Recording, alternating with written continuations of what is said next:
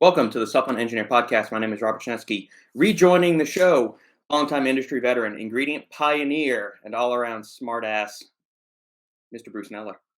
How are you, Bruce? I got an ear infection. I had surgery on my ear last week. I'm a little bloated because I'm on prednisone and a little grumpy and emotional, but other than that, I'm doing good. So you may get some interesting commentary out of me today. How does that sound? Exciting stuff, juicy and spicy. We are already off the rails. We are less than a minute into the podcast. I think that's a new record. There you go. Pretty sure that's a new one. Oh well, hopefully the surgery and everything is going all right with the ear, and you can hear well enough to What? exactly. So yeah, Bruce, catch us up on the wire. I reached out to you after seeing the news come across 3D Stack 3D that they've secured exclusive distribution for uh pump 3D pump and a few of other ingredients you have going forward. So why don't you walk us through what's been going on with all of that and bring us up to speed on maybe what new research I'll have going on. Yeah, sure, absolutely. Love to do it. Thank you for the opportunity. I appreciate that.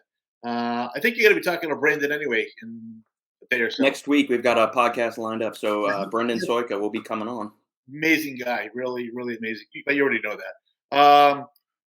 Maybe about 6 months ago, we sort of realized that, Dr. Zygafus, Dr. Lopez, and myself, maybe we're the right guys to do the operational stuff and market and sell. We're better off with ideation and R&D and regulatory and legal stuff.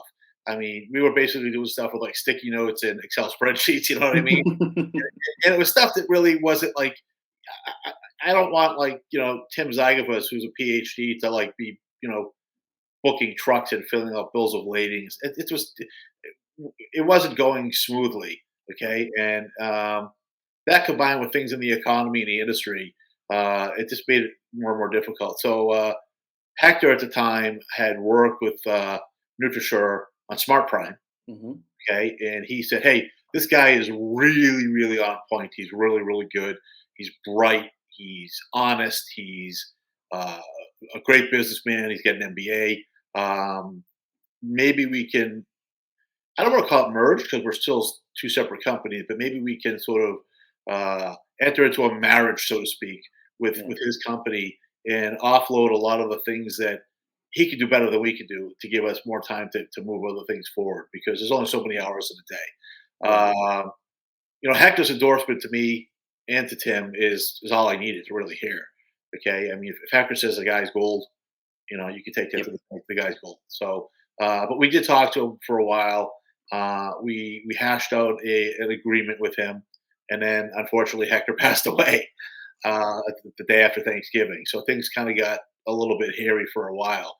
But with Hector's unfortunate passing, it became even more evident to Tim and myself that we needed somebody to really, take the reins on the marketing and sales end of this and be more of the, that face of the company to give Tim more time to do clinical research and other research and me more time to go digging through stuff and, maybe doing preclinical stuff and, working on patent filings and whatnot. So we ended up doing that. So yeah, NutriSure will be or is now actually the exclusive distributor of 3D Pump Breakthrough. So all of our existing customers and new customers will be placing their orders through Brandon and paying his company instead of us. And he'll be arranging for shipping and whatnot. I mean, he's just real tech savvy and just so much ahead of the game than us older guys that it was definitely it was the right thing to do. Plus, as I said, he's a tremendous guy. He's a really nice guy, and he's really, really smart. So he's gonna take over that, and we'll see how it goes. In the meantime, we did finish our. You probably have seen some little teasers about. We finished our clinical study on 3D Pump Breakthrough. It's in peer review now, so you can't say a whole lot about it. Okay, as much as I'm dying to. I mean, to be honest with you, I would have loved to have just dumped the entire study data table set on you and let you go through it and answer questions. And that'd be so much fun to do that. But obviously, you understand why I can't right now. Right. Okay, right. What is the reason for that? I don't know if we've ever been able to discuss for the listeners. Like on the back end, we've had conversations, but for the listeners' edification, why can't you discuss that? I mean, it's obviously it's not as binding as like a legal trial or a criminal trial where you're not going to go to jail if you So divulge the study. right. That's not So what's going on with that. most academic journals uh, of any kind of note, okay, they don't want you to release any information or very limited information about a clinical study until they've reviewed it and published it. They want to be first. So, in exchange for, I don't want to say this is going to sound a little snotty, for the honor of them, publishing your stuff in their, Yeah. well respected and amazing journal, they get to be first. So that's kind of why they do it. The other issue is they don't want you to release the raw data because they're going to edit it, right? And Right. they may feel that people will, they're going to take our. I think we have 127 pages. Believe it or not, it's big. Well, It's a big file. It's going to get cut down to 6 pages, right? yeah. So they want to be the ones that decide what everybody reading it gets to see, rather than you getting to see every little thing. And to be honest with you, most people don't need to see 127 pages. And most people, when they're looking at scientific journals, are just reading the abstract anyway, which is not the right thing to do. You should read the whole thing. I go Absolutely. I go right to the stats section. It's the first thing I do. Okay, but there's no real reason for most people to, in this day and age, how many people are going to read like a 130-page report anyway, right? Right. Correct. I mean, if I can't fit it on a tweet, right? Right. But we did, without getting too specific, a couple of things that we did release. Mhm. Okay, not really release, but we let out of the bag is obviously the comparator was 8 grams of vegan source citrulline to a full 6 gram dose, a dose of 3D pump breakthrough. You So know, it's pure L-citrulline, just for clarification? Okay. yes, just L-citrulline. Okay, well, citrulline, L-citrulline, citrulline, same thing. Right. Okay, um, it, realistically, there was nothing. How do I phrase this without getting myself in trouble and blowing our peer review? Um, the 8 grams of L-citrulline was not superior to 3D pump breakthrough. Okay, and Ben Kane kind of picked up on this right away. Something that we let out. Ben's a Mhm. smart guy too. He saw this and went, there's something here, and you know what I'm going to say. That is the SA, well, not the SAE, the AE rate in the citrulline group was like 50% higher than in the 3D pump group. Okay, and Ben said this. Ben is speculating that it's probably all GI related stuff because he says, well, when people take these big Cadillac pre-workouts with 8 grams of citrulline or 10 grams of citrulline and a bunch of other stuff, they get GI problems. Yeah. Uh, I mean, maybe Ben's right.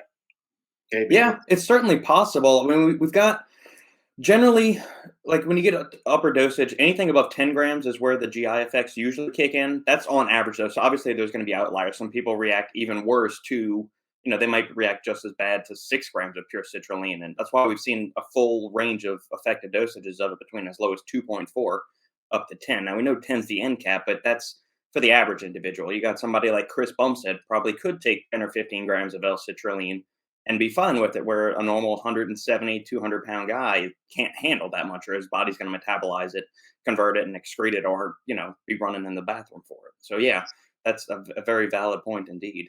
I would say, again, not without getting very specific, that if you look at the little video that Ben made, Yeah, that he might be onto something. Okay, which will be important because I mean, if you're a supplement brand or even a consumer, do you really, even if you want that pump, if you want, a big dose of citrulline, right? Do you really want to feel sick, have nausea, vomiting, and diarrhea, or would you rather have something that could give you, you know, similar results? We'll say, right. okay, and it has, about a 50% reduction in the nausea, vomiting, and the GI stuff. So, I mean, me personally, I don't like feeling sick and throwing up and stuff like that. So it's just something. It's just something that Ben said this, not me. So And I'm not blaming you. I just you, We'll put a disclaimer. Ben Kane approved of it. Ben Just Kane to make sure. approved, right? Now, Ben picked up on that, and maybe Ben's right. So that's that. So I mean, the study it took a long time. It ended up enrolling. Uh, there were 28 completers. Mhm. Okay, we tried for 30, but it just became really difficult. One of the things we were forced to do. This is going to sound a little sexist, but we were forced to enroll a significant amount of women by the IRB. Yeah. Okay, and it's very difficult to have women in a clinical trial because you have to synchronize their menstrual cycles. Especially we're looking at things like pump, which is water based, right? I mean, think Right. about a woman who's the wrong time of the month, okay, that's retaining water. I mean, her pump's going to be different than I'm Yeah. trying not to be too crude. I'm just trying to be No, scientific. it's a valid point. There are differences between the sexes, and there are certain things women have to consider on a regular basis that guys don't have to. Right. So, I mean, if you want to enroll a woman, okay, and she's supposed to be here on like say the 14th day of her cycle, and she doesn't show up, you got to wait a whole month for her to come back again, right? Yeah. So it took longer than we wanted to do. The good news is, women do use pre workouts, and they Mhm. use all kinds of supplements like men do, right? Right. So now women can say, okay, well, I mean, this is not yet another study on a pre workout on guys.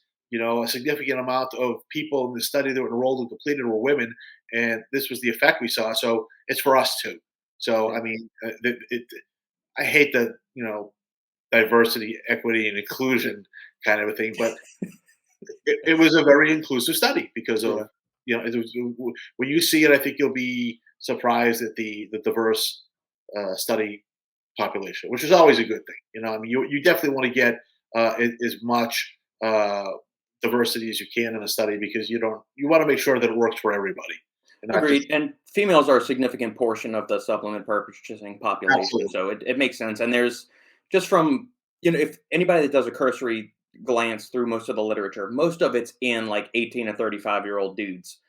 There's not like, and you can make extensions that yeah, if it's going to work in a guy, there's pretty big similarities between guys and girls, but there's also some pretty big differences. So if we can get more research in females, because there's a lot of stuff that's been coming out recently on creatine and caffeine, especially in females, and they can handle some pretty high doses. I mean, like you'd think on a 1-1 ratio right. that but I mean, even upwards of that 9 milligrams per kilogram amount of caffeine for females is well tolerated, safe, effective. Obviously, there's individual variability in there, but I mean, it's pretty cool to see some of those similar effects. Like we've postulated that and theorized it for a while, but to see it realized in the research is another good thing too. Yeah. So another good thing about this study is when it finally gets published and Hmm. it hits the internet, everybody sees it. It's Brandon who's going to have to field all the phone calls, not me. So there you go, Brandon. That's why we hire Yeah. you. Because I don't want to be the guy that has to field all the texts, emails, and phone calls. You're the sales and marketing guru, so that'll be your job, right? But I think when people see it, a lot of people that have been like kicking tires, so to speak, and Hmm. sitting on the fence about do I really want to put this ingredient in my pre workout or my pump product or some other product. Hmm. Uh, People are going to be a little bit more willing to incorporate it into their product line because now they have proof, right, that it Right. it does or doesn't do something, or there's a benefit or not a benefit over a comparator, which is a pretty robust comparator. I mean, let's be honest. I mean, 8 grams of Mhm. citrulline, that's a high dose. Yeah, I've seen products that have 10, but they're rare. Okay, Yep. but eight's certainly above average. I mean, I'd say average is anywhere 3 to 6. So we went a Right. little bit above average, and uh, all the exact data and results. I think people will be generally uh, pleased with that. So I mean, take her for that. But again, having Brandon on now, and again, we're in the process of like the quarterback to running back handoff. Decide a Mhm. sort of a Super Bowl metaphor, like Tim and I handing off stuff. So it's going to take a little while before everything is completely smooth. Yeah. Okay, certainly with our existing customers, people are like, well, who do I deal with? Can I still talk to you, or can you? I talk to Brandon. What I tell everybody is, you can always call me for tech help. I'm always going to help you out as a friend and a customer. But if you're going to be placing POs and going forward, you're going to have to do it through NutriSure. He's actually going to be storing our ingredient. Okay. So he's taking actual physical custody of in his warehouse, you know, and he's got a much better way to do it too. I mean, we do it by the old fashioned way. It's like, Okay, let me go count barrels and see how much I have. Okay, yeah, I can fill your PO. This is a lot numbers. We have first in, first out, right? And then I have a warehouse guy palletize it, and then we make phone calls for trucking companies and all that stuff. And sometimes it's hard to track when your order leaves or where it is or whatnot. But he's got a much more uh, enterprise integrated approach where people can place their orders and find out the information from an app, so to speak, or from their smartphone, rather than having to try to track me or Tim or the past Hector down. Like, so Mhm. did my order go out? Where is it now? Kind of a thing. Nobody wants to do those phone calls anymore. And Right. I'm 54 years old. I'm not young enough where I can, easily change. I mean, like I said, if you saw my desk, it's all covered with sticky notes and other notes. That's kind of how I live. And it's for me Yeah. to change to something, maybe better or faster or whatnot, it's going to be hard for me to do. I mean, I still write paper checks. So I Yeah. mean, yeah, right. So I mean, this is true. Guys, there's this thing called checks. They're paper. I mean, back in the day, we used to pay people with them instead of like using like Zelle and Venmo and Cash App. But so there you go. But it has freed us up to move forward a little faster with a couple of other pretty cool things that we're working on. So we've got this year. I'm hoping that we could get three. Three. We were hoping to get one or two, but now that we've got Brandon on board, hoping to get 3 items moving. A lot of this is going to depend on how fast USPTO moves, right? Mhm. I'm kind of at the I'm handcuffed by how fast they review patent applications. That's another thing that I've kind of insisted on, and Tim's kind of insisted on, Hector certainly insisted on, is if we can't get intellectual property protection in the United States for the product, it's not worth our time doing it. I can have a really cool Okay. idea. If it's not patentable and I spend $100,000 on it, and I have the way to stop you from copying me, you don't have that upfront investment. So Right. you'll just be able to sell it for less. Additionally, if I've got 15 people selling the idea, it's a race to the bottom as to who can sell it cheaper, and margins get compressed, Agreed. and we lose control of it and whatnot. Um, and typically, when that happens, too, quality suffers because Mhm. then people try to figure out how can I make it cheaper because I got to sell it for less, and it just kind of it devolves that way. So we've got a couple of things. One of them I've been working on for a long time, and I made a huge mistake. I admit it. I've been working on a group of stims since for like 5, 6 years now. Okay. Some people were lucky enough to sample it. Mark Lazier, I gave him a sample. Some other folks had samples.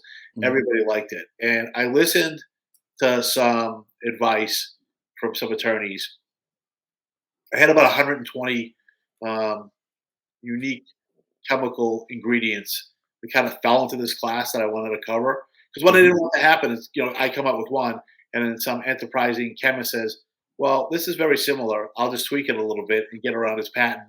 If I and so I tried to cover, you know, well over 100, compounds in this thing.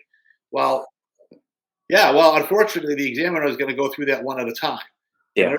every time they find a hiccup, it slows things down for 6 months. So that's why I've been working on this for forever. So what I'm going to do is probably refile very soon for maybe the top 5 or 6 only, Mhm. okay? And the other ones, I'll probably so I filed and I kept it hidden, Mhm. public filing. What I'll probably do is make it public. That way, no one can patent any of those things because they're revealed in the public domain. And the 5 that I want, I'll work on. But yeah, some of them are pretty good. I hope maybe February, March, I'll be able to, late February, early March, I'll be able to maybe talk to you or like a Ben Yeah. Kane or a Mike Roberto or uh, Ryan Buckeye or people like that, Mhm. Shane Lucas, and say, hey, you want to try it, Yeah. and you'll be able to take it for a test ride, or at least one Sure. one of them, and say, you know what, it's not DMAA, but it's legal and the FDA can't take it away. So and it's pretty good. So I mean, those days are gone, but I mean, it's certainly better than you know most of the legal stuff that's out there now. So Yeah. that's what we hope to get going. Um, we're working on. So I got to be careful. I can't make any claims of things that are drug-like or cure Right. diagnose. So we have a unique take on a gut microbiome inflammatory modulating product that's a significant advancement over anything that exists in that space right now. Cool. Really, really, it'll be a big deal. Not for sports nutrition, obviously, although it'll Yeah. probably be incorporated into sports nutrition formulas. But Mhm.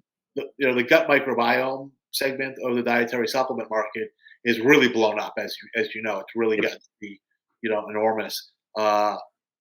There are some issues with it right now. Uh, Mhm. there are some organoleptic problems that prevent a lot of these very useful ingredients from being incorporated into anything other than, like, say, a capsule or a tablet. Uh, Yeah. but we've solved that. We've gotten around that. So I think you know both Tim and Brandon are like push that one super duper fast. Yeah. Okay, so that's what we're working on. And the other one is I've said this to other people before. Uh, And collectively, industry just kind of shrugged their shoulders and said, "Don't care." Gee, what a Mhm. surprise! Um, I don't believe there is any real dicaffeine malate on the market. Okay, Yeah. you You and I remember have that? talked about that before. Yeah. So I'm pretty sure that it's crap. Okay, so I can't say I'm 100% sure. Okay, but all the stuff that I've tested has turned out to be caffeine and malic acid to shake and bake. Okay, which is it's worthless. Okay, well, it's not worthless. I mean, there's some caffeine in there. Okay, so I mean, you get a little bit, but you cannot make a salt with caffeine. I don't know if you know that or not. Okay, if you look at caffeine as a molecule, it really won't salt out, even with like things you get like super duper, you know, negative charges. Mhm. You can't make caffeine hydrochloride. On the other hand, if you looked at caffeine as being amphoteric, you couldn't even make like zinc caffeinate. Okay, all the caffeine stuff that's out there now, uh, like caffeine phosphates and ester, you could do Mhm. that. But What there's not about caffeine citrate? caffeine citrate's a co-crystal. Mhm. Okay, it's not. It is kind of an ionic bond, but you don't get full proton transfer. Okay. Okay, so it's not really like a salt. If you look up co-crystals, you'll see a lot of antibiotics are actually co-crystals. Okay, Okay. caffeine citrate's also a drug. Right. Okay, nobody seems to understand this. Okay, guys, if you put caffeine citrate in your dietary supplement, you have put a approved prescription drug that's used in neonates and neonatal intensive care units to treat apnea in newborns. That's what it's approved for. Okay, so you're going to get dinged for it eventually. And I think some people are like, well, the FDA doesn't really care about caffeine. Okay, so it's not going to really hurt anybody, and it's kind of innocuous. And my attitude has been the FDA doesn't care about anything until they do. Okay, Right. right, and then when they do, and if you happen to be the one that comes across their radar, you're the one getting the warning letter or the visit from the FDA. So if you're using caffeine citrate and you're putting it in your dietary supplement, not a good idea, in my opinion. Um, if you're using stuff that's called dicaffeine malate, uh, I would be really interested. If so, this is just an offer for anybody out there that's using dicaffeine malate. Um, Contact me. And let's talk about how you're doing product testing, like how you're doing identity testing. How are you testing the stuff in the barrel as it goes into the contract manufacturer or the manufacturing facility? Because by law you have to do that. You have to identify what it is. And how are you determining that you've really got dicaffeine malate?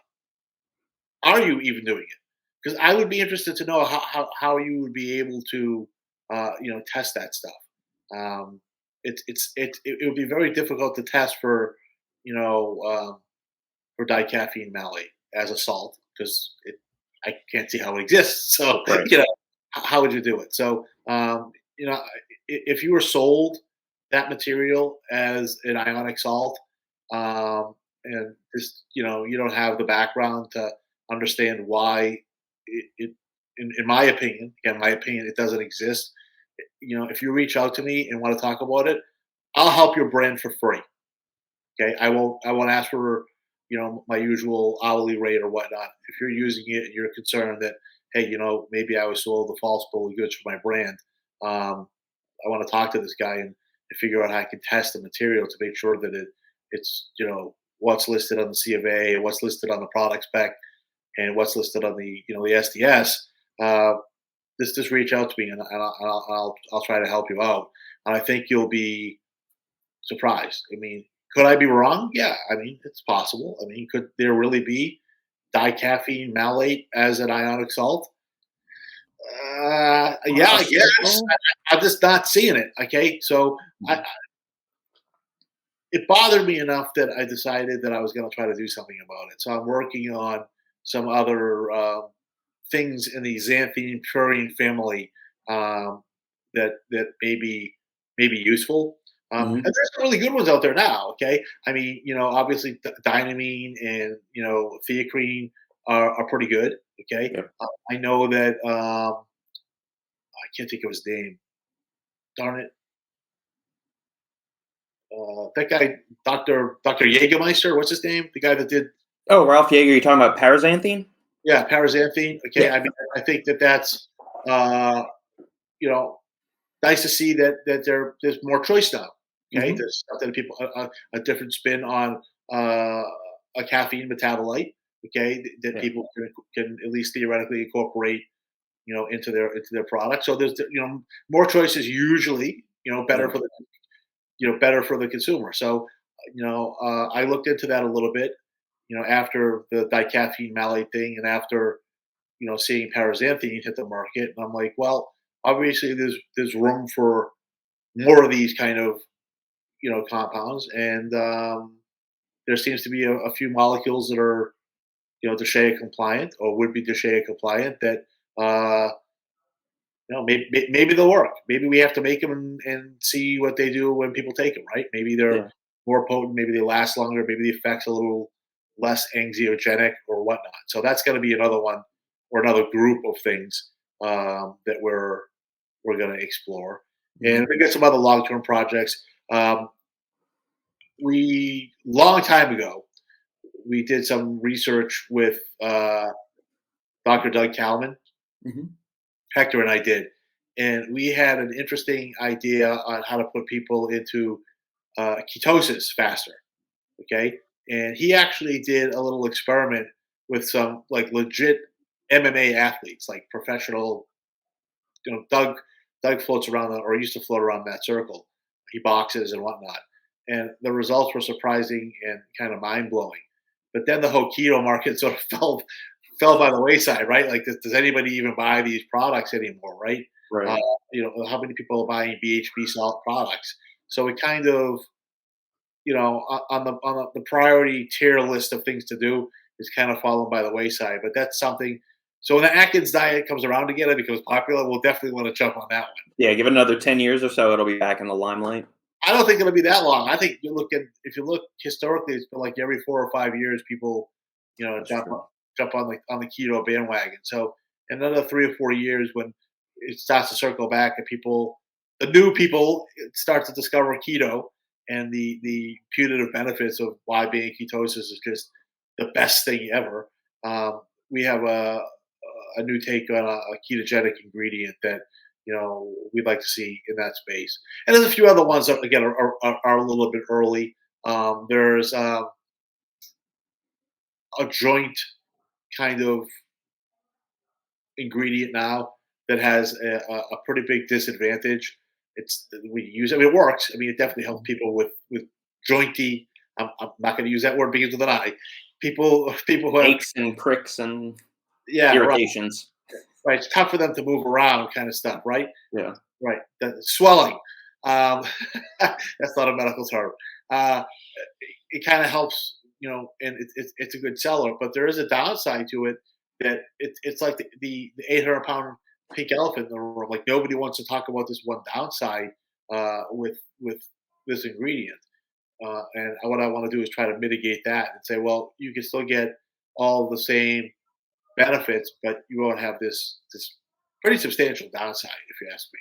So we'll be busy. Tim and I would be busy doing R&D, and Brandon will be busy saying these guys came up with a really cool idea, and Yeah. we're gonna keep Bruce locked in his broom closet so he doesn't piss anybody off or whatnot. And I'm gonna, yeah, well, that's just kind of how it is. So Yeah. that's kind of where we are with that right now. I mean, so things are going along pretty well. I mean, things were a little tough for a while. Obviously, Hector's death Yeah. uh, put a significant, stone in our path, for a little while, but we're wrapping that up. Um, we're um, we're keeping KLZ intact. Mhm. Okay, you know, nothing's really going to change there, other than we're missing, one of the three legs, and Yeah. it's a big one to be missing. I mean, I tell everybody it's really really difficult uh, to discuss new ideas or go over things. Now that Hector's gone, Yeah. it's tough. What was great about Hector was he was not only like brilliant, but he was like the nicest guy. I don't know how much interaction you had with him, but I wouldn't say a lot, but the few interactions. So in person, we got to meet. We've interacted in person physically 3 times, I believe. We've gone back and forth over emails and text messages dozens of times. And he's been on the podcast once. I had, was able to had the privilege of doing that earlier last year. But I mean, I've known him and we've interacted probably since about 2017 when Teacrine first came to the market. I was one of the ones that did one of the first real deep dives on Price Plow about that ingredient. So being able to converse with him and really, kind of tease out all the little fun little details about that ingredient was a great privilege that I had. And just the fact that a guy with a PhD wanted to talk to some schmucky engineer that just jumped into the supplement industry was considered for me like a huge honor. And I've well, always felt him. that's who he was. He never judged anybody based Yeah. on anything. He took everybody, you know, as an equal. Yeah. For me, being sort of a gadfly and a little bit of an eccentric personality, um, he never judged me for it, and he was always there. So, example, I could be sitting on my couch at 11:30 at night, and all of a sudden, some amazing idea would come into my head. I you know, fire up my laptop. I go through PubMed. I would read as many, you know, studies as I could. It would be 2 o'clock in the morning by the time I was done, and then I would call Hector, and he'd Yeah. pick up the phone at 2 a.m. Okay, and he wasn't like screaming at me like, "Do you know what time it was?" He'd be like, "Yeah. So what are we talking about now?" And I'm like, "Check your email box, okay, for all these things." And then we'd be on the phone till 4:30 in the morning, and he'd be cool about it. So I mean, I can't do that anymore. I mean, I don't have him around. I really miss that. Um, he and I used to go for it was supposed to be breakfast, but it usually turned into brunch, lunch, and last week dinner. We used to go to a place called the Turning Point. It's Mhm. a little chain of restaurants here in Jersey. That was kind of our spot. We go there once a month, and he'd always be late, and we'd always stay for 3 hours longer than we were supposed to. But it was great. We would just go back and forth with ideas, and he was just, in addition to being brilliant, and sort of a like a polymath. He was just the nicest guy too. So he's everybody says a big loss for the industry. I'm going to be selfish. I don't care. It's a big loss for me because he was my Our friend. friend, yeah. He was really a really good friend to me. And in an industry full of people that are substantially less than honest, and are snake oil salesmen, he was one of the rare gems that were like legit, and everything was based on fact and research and whatnot. And that doesn't mean every idea that he or I had was good. It just meant that at least it was based on something that was factual, that or verifiable by a third party. And Right. I've seen other people that they don't follow that rule, so it's really tough. But I don't know about you, but I think the industry in 2023 is in for a rough patch. I don't. I sometimes watch Josh Schall's podcast. Mhm. He, I like Josh. I like Josh because he's like chipper and cheerfully optimistic all the time. Okay, and so whenever I feel down or bummed out about the industry, I'll watch his podcast and I come away with a little smile, and I'm like, I wish I was as young as he was and not as jaded as I am. Uh, but I think in 2023 we're in for a rough patch on a variety of standpoints. The economy's tough. Yep. Um, you know, How is the supply chain with everything? Because I know you've kind of kept tidbits on it on and off with. Do you think it's getting better than it was in 21, 22, or is it still around that same, you what know? has to happen is we need stability, Mhm. okay, and we don't have that. So initially, when COVID hit, okay, and all these factories in Asia shut down, there wasn't any more creatine, right? Right. There wasn't any more citrulline. The price of, and it wasn't any more caffeine. So something like, we'll say, creatine monohydrate, which was stable at like 4 to 440 a kilo for years, if not a decade, right? Mm. Suddenly became a $20 to $25 a kilo product, if you could even find it, right? Yeah. And then we had people that were adulterating it. They were, taking creatine and cutting something else into it so they could have a bigger barrel and sell more of it. And the same was true for citrulline. Caffeine was problematic for the same reason. Plus, the Chinese kind of clamped down on the process of how you buy caffeine, the permits you needed. I don't know if you realize this, but caffeine is a controlled substance in China. Oh, I did It's a not drug. know that. Right. So you can't buy. You need a permit from the government to buy caffeine. Now, if you're going to export it, like if you're a company, you're going to buy it and export it, Hmm. and you can show them the paperwork that, okay, I'm buying it from the caffeine factory and I'm going to send it to America. They don't really care. It's easy to get that. But if you're going to buy it and you're not going to declare what you're going to do with it, or they think you're going to keep it and put it in our product for Chinese consumption, Yeah. that's a problem because it's all but banned in China. I tell people this all the time. The Whoa. only way you know this is if you've ever been to China.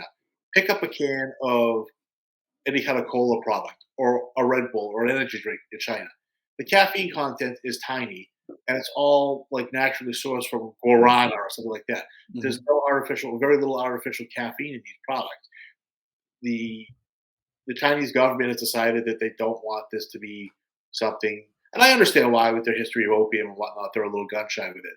But the Yeah. price of caffeine spiked, and then things came down. So what happened was when COVID got a little bit better, and they started opening things up again in China, both the factories and logistics-wise, the truckers, the trains, the boats, Hmm. prices started to drop. So I remember for a while there, citrulline got up to like $27, $28 a kilo. Right. People are like, we're going to make more of it. Well, they made more of it, and the price cratered to like $10 a kilo. Well, now a lot of those places in China, because they opened up the door, they let COVID birth through the country. The people that would be going to those factories, they can't. They're sick, so they can't make anything. Additionally, it's Chinese New Year, so they're shut down anyway. So I think you're going to see probably Q2, Q3 into part of Q4 prices starting to go up again for a while. So Mm. you're getting this whipsaw effect. Okay, Yeah. I mean, let's use citrulline for example.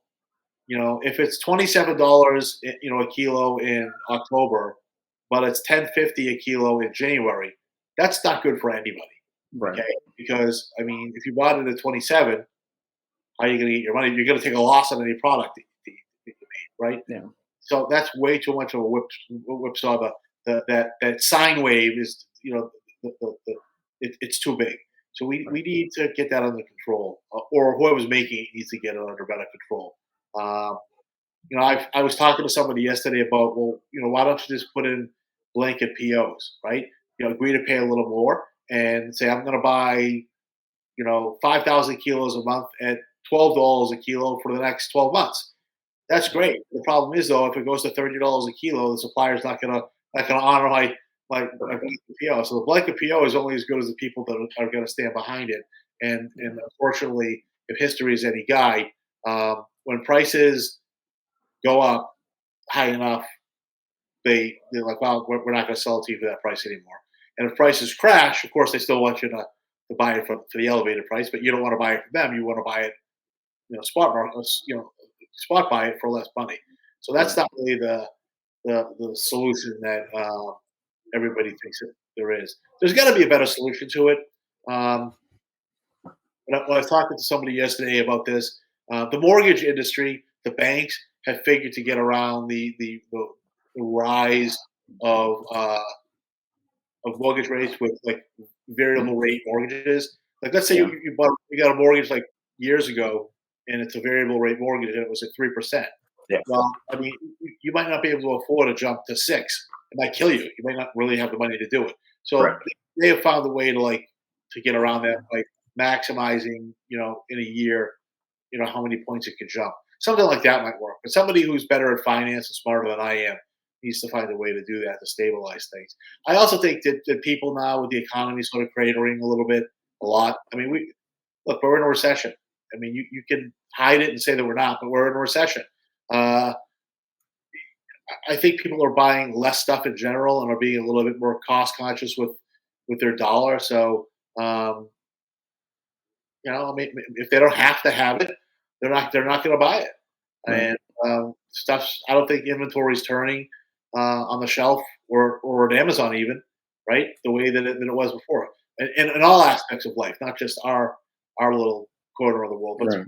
but specifically in our corner of the world, it looks like it's getting to be a little rough. I also think, I mentioned this when I was on Palumbo's podcast, that I think a lot of these companies are really overextended on their credit lines, and when the credit terms get yanked, they're dead.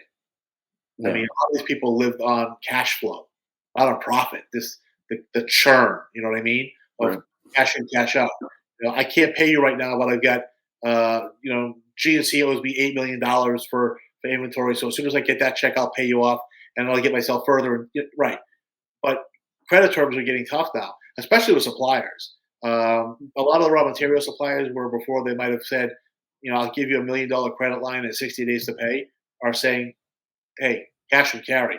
You can have as much of the stuff you want at this price, but you got to give me a check or a wire before you pick it up.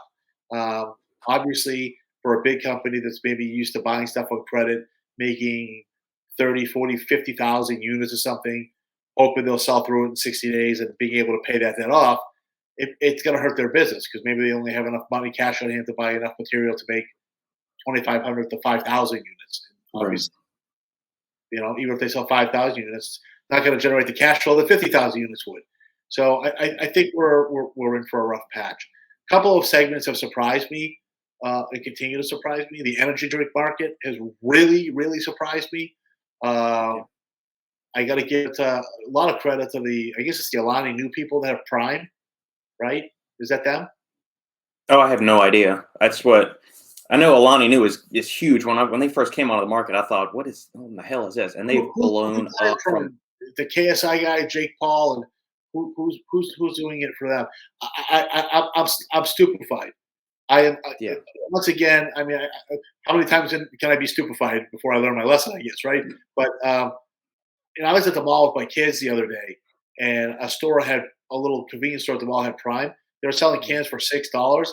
The line was so huge for people to buy a can of Prime, and I'm like scratching my head. I'm like,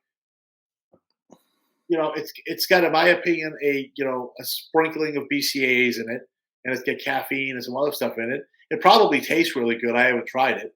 The packaging is top notch, but is it really worth $6 a can? I know in England they were price gouging for it too in the UK. So uh, these guys have really, however they managed to do it, have blown it up super duper fast. I'm sure they've gotten the attention of every other energy drink brand out there. But that market, for some reason, or that area seems to be expanding, really rapidly, despite the fact that apples to apples, a single unit is really, really, yeah, that stuff there. I mean, it's taking off. Yeah, Uh, that's what this is when this first came across. I just for the Patreon community, I wrote this and it's a free article on there, and I just wrote who buys this shit because it is exceptionally unremarkable. And excuse the plug on this, but I just thought, what? yeah, I Paul mean, and KSI right there, right. So yeah, somehow people, again, I habitually, I don't get it.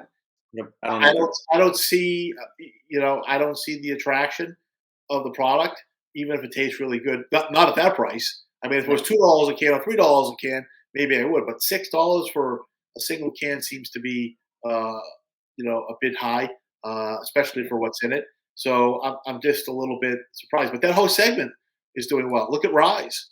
yeah, they're blowing up. I mean, Ghost is still doing really well with Ghost is everything. amazingly well. I would say that Ghost Energy has far surpassed the other side of the business, right? I mean, they're sort of transitioning more into a beverage company than anything else, and I can't blame Dan and Ryan for that because their drink is taking off. But the thing with Ghost, okay, because I've tried it, Mhm. um, I mean, it tastes really good. Yes, it Okay, does. so Yep. I mean, they have really good products as far as flavor and smell goes. So I could see the attraction with them. I don't think anybody does flavors and scent and that whole thing as well as Ghost does. Other people come close, but I think as far as that goes, they've really they've got a lock on that segment of the market. But again, I don't see the appeal of it. But then again, when Jack first came out with Bang, I was scratching my head. I'm like, I don't see the appeal of a hyper caffeinated drink that costs this much money, which goes to show you that I'm old and at least I can admit that I'm out of touch with that segment of the market. I don't get it. I'm trying to understand it and wrap my head around it, but I'm just not. But that seems to be uh, insulated from the economic downturn. I guess people are always going to want their metaphorical cup of coffee, so to speak, right? It's kind Yeah. of like the same thing as like why do people go to Starbucks and spend a ridiculous amount of money and a cup of coffee there? Well, because they do, because they're habituated to it, I guess, right? Right. Or whatever. So, but Prime really took off just like out of the gate, like super amazingly well. I've been happy for those guys. Uh, I'm always happy to see somebody do something. I'm just, start from nothing and make something hugely successful. I'm just kind of scratching my head as to, like, what's the underlying appeal? Yeah. Why are people flocking to this? Because you look at Ghost. It actually has fully dosed nootropics in there. The Right. same thing with America Energy. They are quality doses of proven ingredients and are scientifically researched backed ingredients. I'm not gonna say proven, but scientifically backed efficacious dosages of that. Yeah, correlated to do something that's tangible that you can There we feel. go. Yeah. Uh, Prime and so many other energy drinks that sell like hotcakes. It's like you said, sprinkling of BCAAs and some other buzzwords and some caffeine, and that's it. There is nothing to it, and I wish people would do more homework or something. And that's Well, something since I've gotten into this industry that's been a thorn in my paw that it's I don't understand. it's the same thing with the hydration drinks, right? I Yes. mean, they're basically like diet Gatorade. So if I've got something that tastes pretty good, I use a non-carbohydrate based sweetener, and I add in a little bit of a magnesium and a calcium and a sodium and a potassium salt. Now I've got a magical hydration drink that I can charge. I mean, it's basically Pedialyte if you think Yeah. about it. Right? I don't see the appeal. So if I mean, you're paying for packaging that you don't consume, right? That's Yep. what it comes down to. But yet there are companies that are like killing it in the hydration Yep. market segment, and I almost want to ask people that I haven't seen anybody with it in their hand anywhere, but if I do, I'm going to say, I'm just curious, like, why did you buy that? Like, Right. what was the thing that put you over the edge? You said, I gotta have this thing. Maybe it was a recommendation of a friend. Does it taste good? Do you think it's doing something for you more than something that costs a third of the price? I mean, that's that. But I used to buy. I don't even think it's around here. Remember Powerade? Oh yeah, that was what we always drank as kids, and even at LSU because we weren't. Gatorade was a University of Florida product, and at LSU we weren't going to be using Gatorade, so we had Powerade for everything. I, Yeah, I, that's what grew up drinking. did they discontinue it? I just don't think it's very popular anymore. Let me see. They used to sell like it was less money than Gatorade. Okay, Yeah, it's still around. I is it? can find it on the website. Yeah, Well, they still got it. well, It's just not as ubiquitous. they used to have these little 12-ounce bottles, right, of Mhm. Powerade, and it was like literally where I am, like half to two-thirds the price of Gatorade. It was essentially the Right. same thing. Okay, I would give that to my kids before they would grapple, or after they would grapple, rather than just water to give them a Right. little a sugar carbohydrate, kind of a thing, and they loved it. But I did it because it was cheap. You know what I mean? Right. Right. I'm not going to spend $4 or $5. Well, it would be $10 actually because I got two kids, they're twins. I'm not going to spend $10 a day, 6 days a week. So they can have some, Tony branded fancy schmancy, you know, garbage carb slash hydration drink. They're going to drink water or they're going to be drinking whatever the cheapest stuff is that has a little bit of mineral salts in it, kind of Yep. stuff. Pedialyte, generic Pedialyte, which is fine. And that's the same thing with like other stuff, like like sometimes people give me a little garbage. I mean, my kids take supplements. Hmm. Yeah, I mean they're 10, and there are people like they're horrified. They're like, I can't believe it. Like you're giving your kids drugs. Because I give my kids crazy. Yeah. Okay, okay. And I'm going to give a plug here. The only creatine that I give my kids is Mark Lazer's Nutribio. Hmm. Because I trust Mark. I've been to Yeah. Mark's place, and Mark is an anal retentive OCD mother. You know what? Oh yeah. And so you can like literally eat off the floors in his facility. I mean, it's that clean. So I mean, Mark. I love you. I really do. But you're my most difficult customer to please. I gotta be honest with you. And I mean that in a good way. I mean, so I I, Yeah. I, I He's even got high standards, and that's a great thing to have in an industry where there is such a low barrier to entry and low burden of proof for stuff. It's nice that people are willing to do that. And there's other ones there, but he's kind of been one of the higher profile ones. he really, really um, look, so I don't get paid to plug Mark. Like, just so everybody Yeah. knows that he's just a friend of mine. I've known him for I don't know 20 years, whatever. He's down the road for me. I have lunch with him every couple of months or whatnot. Okay, but I've been to his place a couple of times, and it's just, I mean, there are places that are really good, and then there's Nutribio's facility, which is just like like I swear he's got a guy at night that just goes around polishing the floors. Okay, he must. I mean, everything is super clean. Anything that's even remotely suspect or questionable, it goes in a dumpster. He doesn't throw it away, document it. I don't care. So I mean, I buy. They're my kids. I want them to have the best. So I buy my creatine monohydrate from Mark. I buy it. I don't get it for free, guys. Hint, Mark. Um, so I give my kids like a gram and a half of creatine a day. Hmm. Okay, and there are some reasons for that. There's a good study on creatine and terminal linear height in kids. Kids with a higher creatine level are taller. I don't know if you knew that or not. Okay, Did not know that. my kids are. I'm short. I'm 5'10". My kids are super tall for their age. They've been getting creatine for about 2 years now. They're Yeah. growing at a ridiculous rate. Is it because of the creatine? Maybe, maybe not. But it's not going to hurt. The stuff's not toxic, and there's some other benefits to creatine. So I give them creatine. I pay a little more for that, but generally I'm cheap. I also buy muscle milk as their protein source. It's got MPI in it. I know everybody's way this, way that, whatnot. I don't think it makes that big of a difference, to be honest with you. No. Uh, In the grand scheme of things, no. Now, in the grand scheme of things, I mean, the difference between, like, say, caseinate and like whey isolate is not. I mean, it's statistically significant in a study, but if you were to observe somebody who used caseinate versus somebody that used WPI for a year, I don't think you see that much of a difference in as far as increases in strength and Exactly. musculature and body comp. So my kids get muscle milk after they train. I would rather they eat a chicken breast, to be honest with you.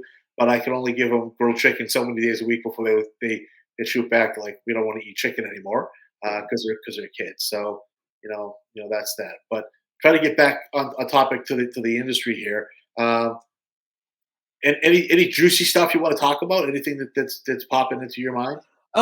Yeah, a couple of things. With the rapid fluctuations in citrulline. So you mentioned it went up as high as $20 plus. I 27. heard 27, yeah. I heard from a friend in the industry. I don't know if he wants me to divulge that because that might tell him his manufacturer or anything. So I'll just say a common friend, a mutual friend in the industry that we both know, said that he was getting citrulline for as low as about $9 a kilo I believe it. within the past week or so. Yeah, Um, I've seen it as at 10. So 9 is definitely feasible. yeah. You may have. So what happens is you may have a broker Mhm. that bought a stupid amount of it. Okay, Yeah. because hey, it's $27, and maybe the price was dropping. That means nobody can get it, and Yeah. they bought a bunch of it, and everybody canceled their POs. They just want to get some of their money back, or they need money for cash flow. So Right. it's reasonable. I would believe it. Yeah. How does that affect, um, 3D pump breakthrough as far as your stuff? Because that's a crucial component of the Okay, trifecta of ingredients so that's in there. one of the things, and I don't mind making this public knowledge. Okay, is we have typically tied the price of 3D pump breakthrough to the spot price of citrulline. Mhm. Okay, so if I buy it at $20 a kilo and the price next week goes up to $30 a kilo, I get to make a little more profit, right? Because I'm gonna sell it to you at the $30 price. Right. If it goes from $20 to 12, now my profits cut down a lot. Okay, so Yeah. that's kind of how we do that. Okay, Okay. our prices change um, quite a bit. Right now, I can tell you that it's a pretty good deal. Okay, we're selling stuff not the absolute lowest we've ever sold stuff, but Mhm. it's pretty low because the price of citrulline is low. Right. When citrulline goes back up again, the price of 3D pump breakthrough is going back up too. So Okay. right, um, I'm not like I said, I'm not the businessman. We're not Tim and I and Hector. We're not the businessman that Brandon is. So I'm going to let him handle how he wants to price it later on Yeah. because he's our distributor. He's much more savvy when it comes to finances and marketing stuff like Mhm. that. So he may have a better way to do it, but that's kind of how we've always done it. I had just built in a minimum profit, and it was pretty minimal, by the way. Minimum profit that we had to see. Mhm. Uh, Another rule that I have, that I was adamant about was not going to ever sell it at a loss. Right, Yeah. that was something I was definitely not going to do. And the other thing that is going to change. God, Brandon's going. So I'm sorry, Brandon, man. I don't want to steal your thunder here. Um, so we never gave anybody credit terms. Okay, Mhm. and I had a lot of big companies uh, get a little pissy with us and say, if you would only give me 30, 60 days to pay you, I'll drop this humongous PO and I'll they always dangle that big PO, right? Because they don't have to give you any money. Gee, if you gave me 60 days, I could buy 30,000. I could buy $1 million, right? And I was always like, no, because if they don't pay, we're going to be out of business. You have to remortgage my house. So it was always like FOB COD. I believe now that Brandon's taken over, he's managed to, or he's in the process of getting like accounts receivable insurance or somebody to factor invoices Mhm. for a small percentage. So it'll open up the market to the brands that were like, pardon my French, yeah, fuck no, he's an asshole. They won't give me this stuff. No, I get into arguments with people, Yeah. over that. They're like, you're such a jerk. I'm like, well, I may be a jerk. That may be correct, but I look at your history and the companies you've been with, and you habitually screwed people out of money because they've given you credit lines. You've walked away and then blame the company for it, right? Oh, it Yeah. wasn't me. It was a company I worked for, right? Mm. Right. Well, yeah, right. I mean, these Yeah. guys. Look, we both know a number of people in the industries that live large. The private jet to Dubai or Cabo on the company dime to have a party, and then they don't have money to pay their vendors. Okay. Well, it Yeah. wasn't me. It was a company. I just worked there.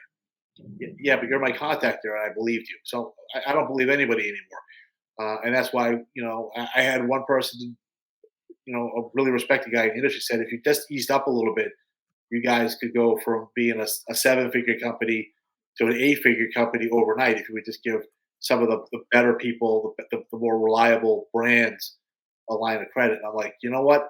I can't lose what I don't put in the pot, so to speak. If for a poker Right. metaphor, I was unwilling to do that. But Brandon, again, who's got better relationships and is better at dealing with this stuff, is going to set up programs for brands that are credit worthy. Okay, I mean, Yeah. if you've got like charge offs on your D&B report, yeah, it's probably not going to happen for you. Okay, but if Yeah. you're a legit brand that pays their bills on time and you want to use 3D Pump Breakthrough, and the reason why you didn't was you dealt with me and said this guy's a jerk, you won't give us any credit. Not only do you not have to deal with me anymore, you deal with a much more pleasant, nice guy in Brandon, but he'll probably be able to offer you some sort of credit terms, providing I think it's Euler Hermes maybe that he's the insurance company. They insure everybody. Uh, Mhm. Going through. So we'll between Brandon taking over and the ability to maybe offer terms as well as the study, which is it's not a huge study, but 28 people is bigger than the crappy little 5 or 7, 10 people study that everybody else does, right? Yeah. Uh, but between that getting published, I expect the ingredient to really, uh, you know, it'll grow substantially. Yeah. Okay, this year based on that, it'd be easier to get, as far as credit terms go, and you'll have a published peer-reviewed study to back up why you're putting in your ingredient. Okay, and you know, it would show again, I can't really reveal anything. Uh, it'll give you reasons, multiple reasons why you would want to put it in your pump product or your pre-workout product. Yeah. So uh, I'm also not going to reveal who is doing this. Okay, because I That got to was gonna talk. be my next question. I was gonna say, can you say if it's a CRO or a university? But if you just pretty much nailed that right there. So we'll wait until it's published and then we can find out Well, where it was. I mean, a CRO did the study. Okay, I mean, we did. I mean, Okay. I had nothing to do with it. Okay, Okay. other than paying for it, Yeah. uh, right? But how do the ink's not quite dry in this yet, so I'll be very careful. You're going to see a liquid version of 3D Pump Breakthrough being launched by somebody in Cool. a RTD shot pretty soon. Okay, Sweet. that you'll be able to just yeah, and you know what? It tastes pretty darn good. Yeah. We're just waiting to figure out how. Well, we figured out. We're just going over some minor contractual issues, so they're going to launch that. Um, and when he sees this, the company is probably going to like smack me for kind of revealing it. But I'm not saying who it is. Um, and if anybody else thinks that's a good idea, I just want you to know this one company is getting an exclusive on it for 18 months. So if you think that hey, yeah, that's a pretty good idea. I want to make a liquid RTD with um, 3D Pump Breakthrough in it. You can't because I promised this guy. He brought it to my attention. He spent a lot of money and time, working all the kinks and bumps out of it. And the least I could do is give him a chance to take his idea and run with it and sell it and get a year and a half jump on everybody else. So he'll be happy to hear that I'm saying that publicly too. You know. Excellent.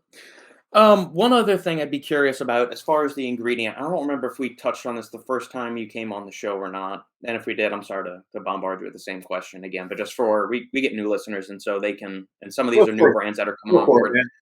man. Sometimes with certain ingredients, um, the people that license the ingredient to the contract manufacturers would prefer not to see said ingredients combined with other ingredients.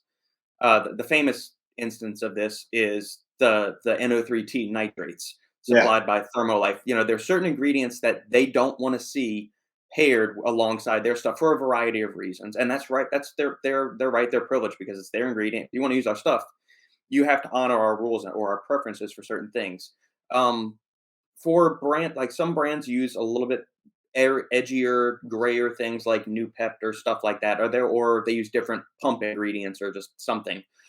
Are there any limitations on what brands can do as far as wanting to combine 3D pump breakthrough with other ingredients in their Yeah. products? Do y'all have any kind of hard lines or Well, anything? the first thing, okay, anybody knows me knows that I write prodigiously, Mhm. okay, and anything I write tends to be too wordy and too long. Our contract that we have with people is lengthy, and one of the covenants in the contract is at all times you will adhere to CGMP. You'll be in compliance with the law. Okay, so if you're using edgy ingredients that are not compliant, okay, or the facility that you're making the stuff in is a dump and they're not compliant either, I have the right to terminate your contract. Okay, so I mean, there may be somebody that might be using something they're not supposed to. I have the right, but not the obligation, to Mhm. terminate to terminate the contract for being non-compliant with with the with the contract we have. Mhm. Okay. However, there's another covenant in every contract we have, and that is you agree to indemnify and hold KLZ harmless in case you do something that is negligent or stupid. So I would say manufacturing in a way that is, not compliant with CGMP is stupid and negligent. So if you do that and you get sued, by a class action attorney, okay, and they come after me because my ingredients in it, I'm just going to hand a lawsuit to you and say, okay, well, you take care of it. Or Mhm. worse, I mean, I get to pick the attorney, and I'm going to go to New York and pick $1,000 an hour attorney that you're going to cover. Okay, so um, I would prefer that everybody do everything according to CGMP and 21 CFR 111, and also follow the various state rules and regulations because they have them too, and people aren't aware of that either. I can't be Bruce the policeman, Right. okay, and police that. And I can't keep having the same arguments over and over again. Today's Groundhog Day, so coincidentally, there are some companies that use ingredients that, or they work in facilities that I don't like. Okay, I just can't keep having that argument over and over with them. So I'm like, Yeah. you do what you want, but you signed as a company representative, as a legal signatory for the company that you would do these things. Okay, just realize that I can pull the rug out from underneath you. I usually don't. Well, neither does Tim. Okay, but if something happens, it's all on you, buddy. I got this piece of paper that says, it's kind of sold as is, where is, and what you do with it, is kind of up to you.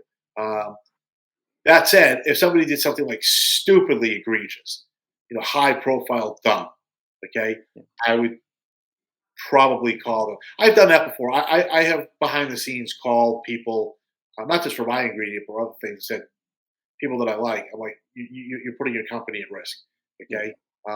Because I do some class action work, as I've alluded to before. Mhm. You know, people that I'm friendly with, if they're doing something that's not deliberate, that they just don't realize that they're not compliant, I'll give them a quick phone call, Right. or like, hey, you might want to rethink this, and here's why. Okay. But as far as 3D pump breakthrough goes, yeah, again, I wish everybody would follow the law, or any of the products that we're going to come up with. Follow the law, and Yeah. do what you're supposed to do, and you won't have problems. But, I don't think the FDA is ever going to be an issue for us, because all of the constituents of 3D pump breakthrough are, you know, either old dietary ingredients, or are FDA GRAS. They're not even self-affirmed GRAS. They're like, they're published in the Federal Register. Yeah. Okay, we make 3D pump breakthrough at a facility that makes stuff for tons and tons of people. I mean, it's well known as a kind of a halo manufacturing facility. So I don't think. Mhm. So I'm not really worried about that. But yeah, I would prefer that. But I will tell you something. You brought up a good point, because we had a situation happen a couple of weeks ago, and I want to throw a warning out there to people. So um, and this happens to everybody, because we live in an industry that it is what it is. Okay, we found out that somebody was knocking off 3D pump breakthrough. What they were doing. Okay. Okay, so what happened was they were buying uh, a sprayed on glycerol. There's various brands that make sprayed on glycerol, and they were just putting it in a blender with citrulline and amyl extract, and blending it themselves. And they were telling brands, "Hey, we have a license from KLZ to handle, store, and sell." Right. Okay. So how we figured this out was, one of the brands that I was dealing with, that we licensed to, hadn't purchased any material from us in a long time. Yeah.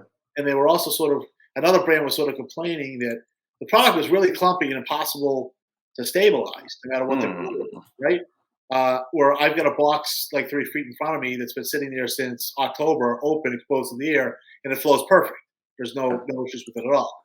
So we looked into it. We found out that a contract manufacturer that we have no agreement with at all, had been telling everybody that we had an agreement with them, and right. So yeah, so that presented a problem. Um, I the old Bruce would have had them served, okay, Right. and shut down immediately. Um, because it affects Brandon and NutriSure too. I kind of like said, you know what, I'm going to step aside, and the new Bruce is going to let you handle it, okay, and he did, and he resolved the issue, and without admitting guilt, I think that the contract manufacturer is probably now going to be buying the material from us. So we probably picked up another customer. So Good. at the end of the day, the problem was resolved without having either side having to spend $50,000 on litigation, everybody hating each other. Okay, and they get the benefit of being able to offer this ingredient to their customer base, and we pick up another customer. But yeah, I was really surprised to see that. Really, kind of. I shouldn't be shocked in this industry. I mean, people do shady stuff, right? Yeah. I was this soon, this fast. I was really surprised to see that. But that was taken care of. So yeah, I mean that was something that came out of left field, just kind of like bonked me off the head, so to speak, and it made me just sort of like not again kind of a thing. I'm like, really, guys? I've got two patents on this stuff. You can't even put you literally can't put the three ingredients. Well, you can't put glycerol and amla extract in the same container for any reason at all in this country without our permission, without telling me, yeah, well, go look at the patents. They're compositional patents, not methods. Okay. Wow. Right. I Okay. wasn't sure how strict it was because I know before I had asked you, I said, "Well, what's to stop somebody from putting, bulk citrulline with some bulk, like Hydromax with, 500 milligrams of Capros in there or something like that," which is That's another. exactly what somebody did. Okay, Okay. all right, Right. You can't do it. Okay. You can't put glycerol and amla together. right, Okay? That's the part that's patented. Okay. We added citrulline because it was convenient, and there were some other hmm technical proprietary reasons. right. Okay. But the real magic is the glycerol, the amla fruit. Amla fruit's been Capros, believe it or not, from was it Natrion or I believe Natrix? so. Yeah. Right. That was the original material we used. It was Right. great stuff. Okay. Yeah. I for years, you know, I give Hector credit for this one. For years, he'd been always like, this stuff's really really good, and I'm like, yeah, yet another herbal, another polyphenol kind of Yeah. uh, Grapeseed, pine bark. It's well, all kind of rinse and sweet. repeat. Okay, whatever you say, Hector. Right? I just kind of because I'm like the anti-herb guy. I like pure compound. You Yeah. probably know that, right? And then he's like, just try it. And I did. And my blood pressure dropped substantially because that's what it's pretty much. It's not marketed for that because that would be a drug, right? Right. But people take it to help control cardiovascular stuff. Diastolic blood pressure. And once I saw that my blood pressure dropped, I started really reading up on it. And then he and I had some amazing conversations about the gooseberry extract and what we could do with it, and um, it became like I wonder if it has any kind of synergy with glycerol, and we tried that. We tried some other herbal extracts too. We tried Mhm. pine bark and grapeseed extract, and there's a few other ones. I think we went through like 12 actually, believe it or not. Pomegranate, probably, or green tea, or something. Some of A those other ones that green are tea is one of them we tried. Uh, hawthorn. uh, a blueberry extract. Okay, Yeah, that's another good one. right, the proanthocyanidins or whatever they are, right? Yep. So we tried a bunch of them, and the low molecular weight, hydrolyzed tannins that are found in amla were just like head and shoulders above the rest. Especially when we added in glycerol, the effect was just like stupid dramatic. And Tim ran a little pilot study in his lab, and using a DEXA to it's one thing if I look at it and I'm always going to be like, yeah, I we invented it. Of course, it looks like it works better to me, right? But we have somebody independent. You know what I mean, right? Yeah. Oh no, of course. That's why if I ever write something like a big thing, I try to send it out and get feedback on it and stuff like that. Which reminds me, I'm going to send you something when we get off here on the paraxanthine. I sent it to Hector a while back just for purpose to make sure I wasn't talking out of my ass on anything. And there's some. You said you did some deep dives. I want you to click Well, through that and this is a see heads what you up find. on paraxanthine. I want to give somebody credit here. Okay, you know Dan Pierce, Hmm. Dan, right? Yeah. He used to work with me at Caspari. He's kind of a consultant to a variety of companies. He originally brought that idea to my attention when we were at Caspari back in like 2009 and 2010, paraxanthine. Okay. Really. Um, and I kind of poo pooed it at the time, and he didn't Yeah. push it. He's like, hey, we need a new stem. What about paraxanthine? And I'm like, yeah, but 70 to 90% of the caffeine you ingest is going to be converted to it anyway. So, Right. I mean, if it was cheap enough, we probably would have went forward with it. But at the time, paraxanthine was like ridiculously expensive. It still is Oh expensive. yes, 8 times the current caffeine price on average, based on what I've been able to hear from inside Right. sources So, and so whatnot. I mean, nobody invented that molecule. It's not like a new molecular entity. But I just remember Dan bringing it to my attention, and then me trying to source it, and it was like stupid money Yep. to get it. And we're like, is it really gonna just to have something else to label? Now, I guess NMB and that group have done some studies on it and show that there is potentially an advantage in a subgroup of people that have really bad anxiety from caffeine. Right, Yeah. caffeine is known to be anxiogenic, and if that's you, then maybe you want to look at the paraxanthine. Right. Regardless, I think that Sean and Ralph and Kylan and that whole group, Mhm. I give them credit. That, they brought another choice to consumers, and Yep. regardless of the price, it's a choice. And you know what? I'd rather have the choice and look at it and say, you know what, I'm not paying that money for it, than not have the choice at all. So Right. I applaud them for taking this thing and doing the work and bringing it to market.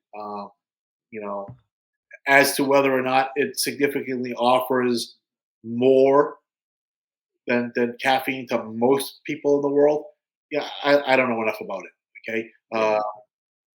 I would say that there's a really small percentage of people that genetically just metabolize caffeine a little differently, and they get that really uncomfortable. Their skin crawls with it. Especially, it's worse with high doses too, right? Right. Yeah, it gets dose dependently worse, especially if you're one of those poor metabolizers of it. Right, and it's not linear either, right? So, but Yeah. it's more like like logarithmic. Yeah. So, like if you get like sort of angsty at 200 milligrams, 300 milligrams is not 50% more angsty. It might be like 3 times more like irritated and Yeah. what. So, if they've managed to solve that conundrum for that subset of people, then it's a good thing, man. It was worth their time and effort, and Right. an improvement on what existed out there too. Um, I guess my question, again, this is going to sound like me like backhanded compliment and digging a little bit, and I'm really not. I'm just scientifically questioning. I'm like, would it be more cost effective just to put caffeine and theanine together than to use, Right. which you get the same effect of, as you would of just using paraxanthine? Uh, Agreed. I don't know. I mean, I don't have enough interest in it to go down that route. My route with the xanthine stuff is I'm so sick of hearing about dicaffeine malate and whatnot that that really bothered me because Yeah. everything from caffeine to creatine to citrulline, I keep hearing about dicreatine malate and citrulline malate, which I think is complete crap too. Um, it just aggravated me to the point of like, why would you want to make, why would you take like citrulline, right? Yeah. Why would you make a malate salt? So now you're delivering less citrulline. You think about it, right? Yep. Per gram is less citrulline. Okay, Correct. right. You've replaced some of the citrulline with malic acid, which really doesn't do a whole lot. Okay. Um, the other issue is it's another step in the production process to make it salt. At least one, probably Yeah. several more, which adds cost. People are like, well, malic acid is cheap. I'm like, yeah, it is cheap, but labor and solvents and time in the factory is not. So I would challenge anybody that's saying, well, citrulline malate or creatine malate is less money per kilo than creatine monohydrate or just base citrulline. Uh, and it is. It's sold for that. But I don't Right. really think it's really bonded material. I just think it's shake and bake stuff. So like if I just took citrulline and malic acid and just dumped the powder into a hopper and blended it together, yeah, we can do that. That's pretty cheap. Okay, but it's not what it's being advertised for. So this whole malic acid thing, I know I'm sort of obsessing over it, but it really, you know, it's like the hair up my ass kind of a thing. I just want to, Yeah. it really kind of irritates me. Maybe I'm wrong. Maybe it really is legitimately an ionic salt for certainly could be with citrulline and creatine. You could make a malic acid salt of it. Although I'm going to be like Will Brink here, like show me why creatine malate's better than creatine mono. Like I would like is anything better than monohydrate so far? I don't think so, right? So like why bother? And as far as citrulline malate goes, it's the citrulline that's doing all the work, guys. If you think the malic acid is offering something, um, you know, it's not. And if people want to talk about like the pharmacokinetics and pharmacodynamics of it, once you put citrulline malate, assuming it was an ionic salt, into water, they ionize. Yeah. Immediately dissociates and they break It's apart. not immediately, certainly before you finish drinking your Right. Yeah. right.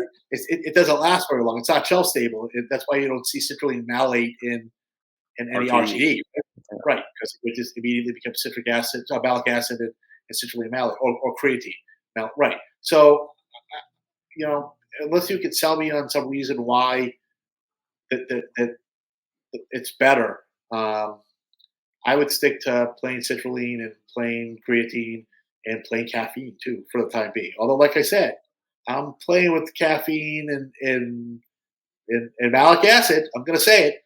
Okay, and I get an idea, and if I'm right about this, I'm not going to say other people's stuff.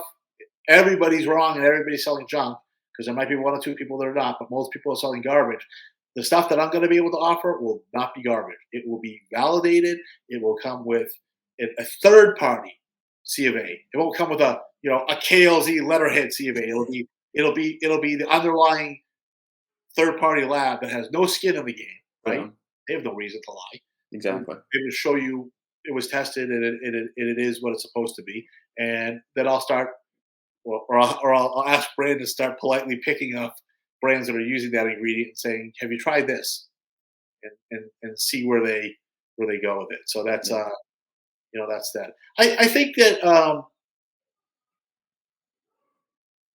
like I'm kind of in the twilight of my career. I'd like to retire in the next I don't know, few years. Although I will say this, a lot of people were like, these guys are just going to build up KLZ and they're going to sell it to a bigger brand and take the money and then, go hang out at the beach.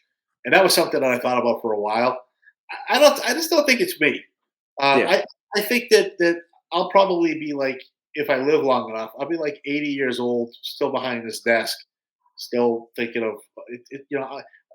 So KLZ will probably turn into like an annuity or an Hmm. ATM for me. So it'll give me a stable monthly income, but I'm never Right. going to get a big chunk of change for. I don't really want to do that.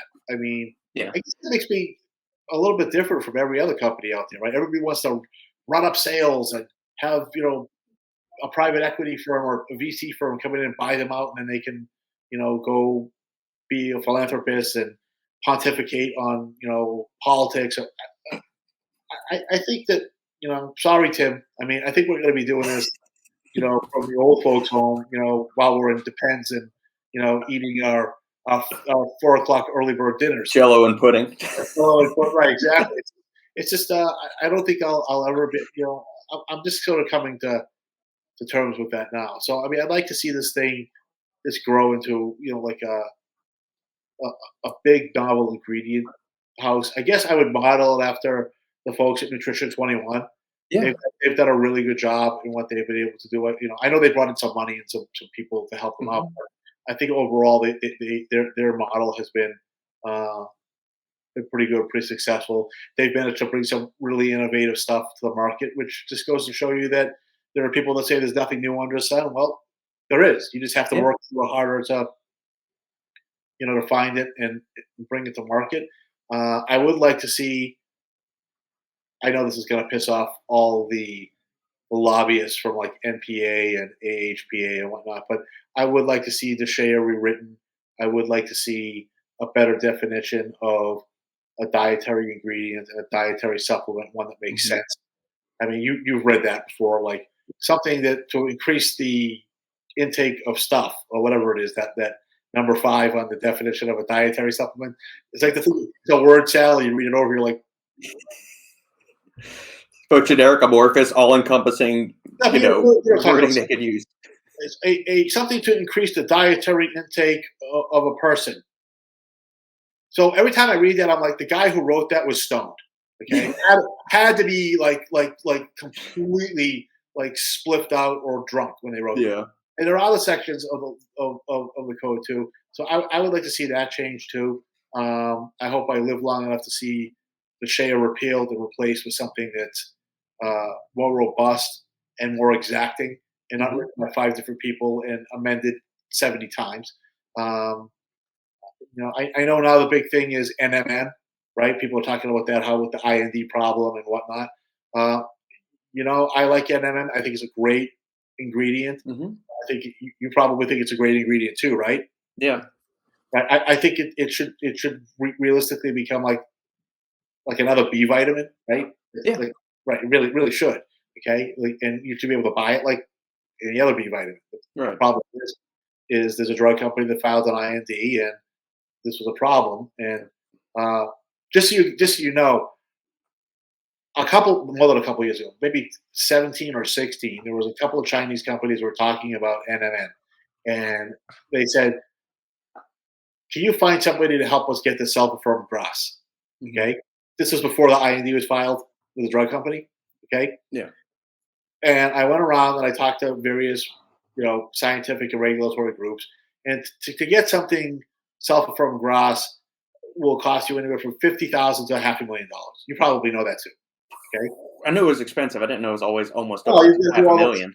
teratogen and Knoll and all that stuff, all the Yeah. studies on it. Sometimes they exist already, so you can just copy them, so you get to carve that out. But if they don't, if no one's ever done it before, you need to be Yeah, able it's to do. true. If each study's 50 to 100 grand a pop and you gotta do a couple of those, then yeah, Yeah, it's gonna seven add of up them, right, quickly. right. So, like, two companies that asked me about it, and I got pricing, and I got a couple of good groups. Actually, Doug Kalman in his last job had helped me out a little bit on putting me in touch with people that could do this. But once I told them the price, they all backed off on it, and they're like, "Well, we don't want to spend the money."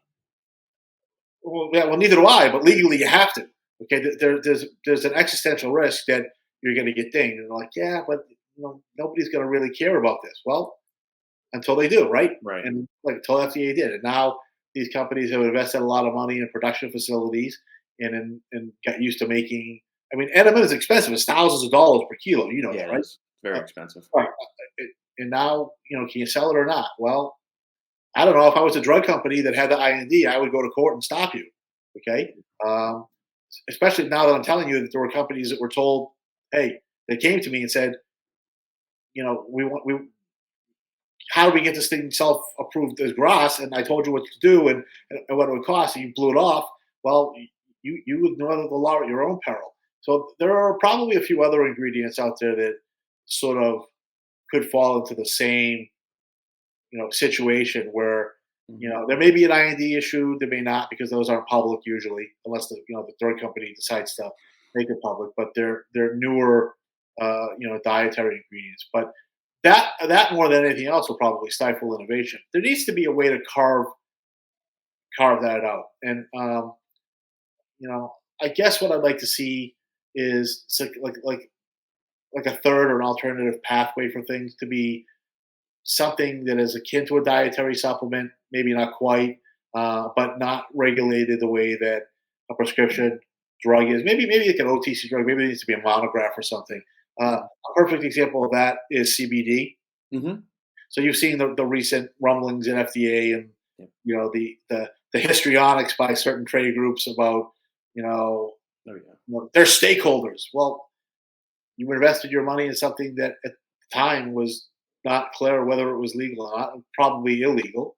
And you were hoping you made a bet that it would somehow there'd be a path to legalizing this. And FDA is saying it's not our place to do that. It's Congress's place to do that. Yep. Okay. And my attitude with CBD and all the other we'll say stuff that's extractable from marijuana is we need Congress to pass some kind of a set of laws to define that as something else, because it's clearly not a dietary ingredient, dietary supplement, but that Mhm. something else needs to be legal and accessible and maybe not held to the same ridiculous standard that a prescription drug is, meaning I don't need to go see a doctor to get my CBD soft gel or my gummy kind of a thing, or Right. my Delta 8 or whatever it is. So, um, I like to have other people saying, "Oh, the FDA can make exceptions." Mhm. I guess they did that with N-acetylcysteine, right? Yep. We're just not going to enforce it. I don't know. I think every time if you get in the habit of making exceptions, they're not really exceptions anymore. They become the rule, right? And Cool. Exactly. that's the danger. So I'd rather not have to risk it. I'd rather have a set of laws that are pretty cut and dry, Yeah. okay, that everybody can follow and not have to say, well, I'm going to do this and I'm not sure. And I hope that the regulatory body that's in charge of it at the federal level is going to carve out an exception or not, or use prosecutorial discretion and not come after me for it. So, Right. I mean, you probably know better than I would. CBD is going to be what, like a $5 billion a year industry now? It's a lot. It's cooled off a little bit to what it was maybe 3 years ago when it first blew up on the scene, but it's still raging right now. Yeah.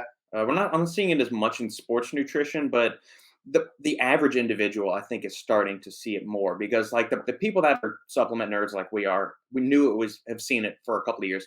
The average individual, especially those Delta 8 or Delta 9 gummies, those are starting to take off a lot in retail shops too. Because there's a little you talked earlier about how, just you're in the mall and you pick somebody's brain and say, why are you buying this? I do the same thing. There's a burger bar I'll go sit and work at a couple of times during the week.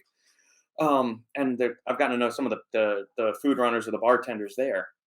And I'll say, well, why are you buying that energy drink? Or what makes you buy that? It's the same thing you said. They like the thermogenic feel of Celsius, or they like that it says clean on the clean energy can because they're under some conception that yerba mate or guarana is better than natural caffeine or, you know, caffeine anhydrous and all this stuff. Or they say, well, my girlfriend bought it and she likes the can, and so that's why we have it. And it's one of those kind of issues. And so I'm not hearing much about regular CBD, but it's more of the Delta 8 or Delta 9.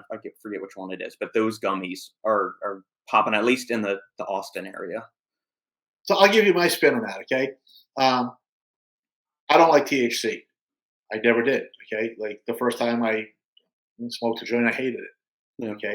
I got really slowed me down, made me dumb. Mhm. Okay. I was looking to eat all kinds of things that I never would normally eat, get the munchies. Okay. And the next day I had that sort of like, hangover effect where I Mhm. just felt stupid for it. I just thought, I guess I didn't see the appeal. It hit me differently than I guess most people, I suppose. Yeah. But I didn't see the appeal of it. I have tried the Delta 8. A Yeah. lot of people call that like marijuana light or THC light. Yeah. Okay. The euphoric happy feel that you would get from THC, in my opinion, is still there. It doesn't last nearly as long, so it's sort of a 4 to 6 hour experience. But when it cuts out, I'm not brain dead. Yeah. Okay. So I think, in my opinion, the Delta 8 is superior to regular marijuana or THC. So I would love to see safety studies, which I don't, I don't know if there are any. I would like to see some safety studies and some other studies done on both the acute and long-term effects of Delta 8, and find out what an appropriate dose is. Okay, because I think it's a useful product. Um, Mhm. it definitely has helped me out with some chronic pain issues that I've had.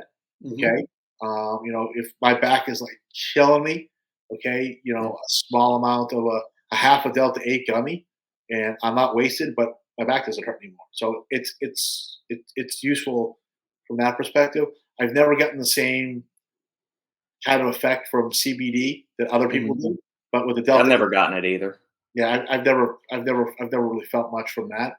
I've tried other cannabinoids like OEA and PEA. Yeah. Um, in high enough dosages, they will kill pain too. Okay, but it becomes not really cost effective. Where Delta 8 is, really really inexpensive. I know that they charge a lot for it at the head shop or the shop at the mall, but it's really cheap to make those gummies. Uh, that's something that I think that I hope they don't ban it outright and name that in some controlled substance act kind of a thing. I hope that it goes forward. By the same token, I would like to see the other ones go forward, even though they maybe don't necessarily do anything for me. I would like to see some of the other oddball cannabinoids somehow have a path to being legal, and so even if they're not called dietary supplements, we could split hairs on what the nomenclature is going to be. Right. As long as they're going to be available to adults over the age of 18 in small quantities. Like I don't want to see somebody be able to walk off with a kilogram of the stuff. Right. Okay, that'd be bad. Okay, but if you could buy a little bottle with 6 gummies in it, or an edible, and it takes away your pain, or it makes you feel better, or you had a rough week, you just want to chill out on the couch and fall into the couch, Yeah. or you got bad insomnia and it helps, then being sort of a libertarian, I think there needs to be a pathway for that to happen. That pathway, in my opinion, is not to Shea and 21 CFR 111. And I know that's going to aggravate some of the folks that are going to see this, but the have your cake and eat it too thing is definitely kind of you know coming to light here. Yeah. This is what the definition is. The definition is, these are the rules. As crummy and shitty as they are, these are the rules. If you don't like the rules, amend them, change them. dump. That's why we do that, right? We have amendments to laws, or laws get repealed or changed because at the time they thought they were good, and there's maybe they had unintended consequences, or somebody had a better idea. I, I think there are unintended consequences to Shea, and I think anybody that really thought about it could come up with a much better idea. And I'm not going to apologize for taking that stance. I'm also of the same opinion that our folks in Canada are on. We need mandatory product listings for everything that's sold as a dietary supplement. You may not agree. You may say, "Oh my God, this would be horrible. This would be terrible." Well, you know what? If you needed a barcode or a QR code on the side of your label to show that your product was approved somehow by FDA or some other regulatory body, and that everything inside of it was legal and dosed the way that it's supposed to be the label, and was made at a facility that is compliant, okay, then it's worth it because there's too many bad players. And the whole idea that we can police ourselves has totally failed because there's still crap on the market that shouldn't Yeah. be on the market. Okay, the response that I get from lobbyists, and people who think they're bigwigs is, FDA can't even police the industry now. They get too much to do. They're doing a horrible job. Yeah, that's right. I don't expect FDA necessarily to police a mandatory product listing database. What I do expect is that Amazon will, Yep. right? So what happens? PayPal, Shopify, all these big processors. Oh yeah. Exactly. So if you're a scumbag and you're trying to sell something that's shady and you don't have an MPL barcode, QR code number, registration, okay, you will not be able to get your stuff listed on Amazon. What percentage of sales does Amazon do in the dietary supplement industry? Where do most searches for dietary supplements start? So if you're not on Amazon, can you still sell it? Yeah, you could sell shady stuff at brick and mortars. I walk in and now and I see SARMs and I even see peptides that are injectable. Okay, I'm like scratching my head. Okay, there's always going to be that market. You're not going to eliminate all the bad characters. Okay, Agreed. but what you'll do is you'll make it difficult for a 17-year-old or a 16-year-old with mom's credit card, Yeah. okay, or the Amazon Prime account to get it in a nice little box delivered in 2 days. Yeah. So if I can get rid of 85% of the bad actors, I would take it. So that's kind of how I feel about about that. So we've sort of been all over the place here with this. I apologize again. No, My I ears, love it. I'm a little bit bloated from the 20 milligrams of prednisone. I probably look like a big fat monster here because I'm carrying so much water because of my ear. But I think that it has definitely affected my mental faculties a little bit too. I'm a little bit out of it, believe it or not. I'll believe it for sure. But, that's kind of where we're going with KLZ. That's kind of how my take on the industry is. I hope to be around. Like I said, doing this for a while now. Things have definitely changed. I'm glad that we brought on NutriSure and Brandon. Okay, he's the right guy for the job for sure. And as soon as the study's published, I'll definitely send you a link. Okay, because I'm sure you'll definitely want to see that. I told Ben Kane he'd be first. Okay, but I can put you all in the same email, and then technically you're all first, right? Well, you can list it first in the two section, and then you can put me in I'll Shane CC and you. all that. Oh, yeah, right. There Yeah. you go. Yeah. You'll get a PDF of when it's published online. You can see that. I don't think you'll be surprised. You might nod your head and go, "Okay, yeah, there is something here." Okay, Yeah. there is a reason for it, and it is, you know, something that brands may want to put into their product, or maybe not. I mean, there are some brands that don't put really anything but caffeine and fairy dust into their stuff. So that's that. Cool. Awesome, Bruce. I think that's a great way to put a bow on this podcast, and I really appreciate the time, my friend. This was great. I love how we always go all over the place. The few times we've been able to do this together, but we always kind of circle back to where we started, and that's what I love about the podcast. It's free form. I don't have a list of questions and it sounds very stilted and like an interview on a news program where you have a commercial every 7.5 minutes. I love the free flowing conversations that we kind of go over whatever tangents and rabbit holes we go through. So thank you for your time and knowledge, and keep rocking everything with the Hey, thanks for having KLZ. me. It's definitely a pleasure. Anytime, buddy. And if you ever come up with a list, feel free to ask them too. Will do. I appreciate Okay. it, Bruce. Take care. Have a good day. You too.